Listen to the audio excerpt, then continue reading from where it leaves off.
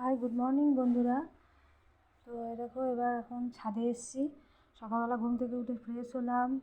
তো একবার এক দফা এই যে কেচে মেলে দিয়ে গেছি। আবার এখন এইটা ফ্রেশ হয়ে স্নান করে এখন আবার পুজো দিতে এলাম। সকালবেলা তরকারি কাটা হয়ে গেছে।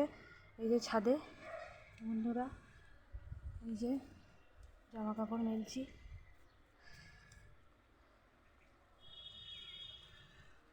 সকালবেলা বেশিক্ষণ কথা বলতে পারি না, ঠিক আছে। এই যে কত সুন্দর গাছ লাগিয়েছে দেখেছি, এই যে কুলেখাড়া গাছ হয়েছে।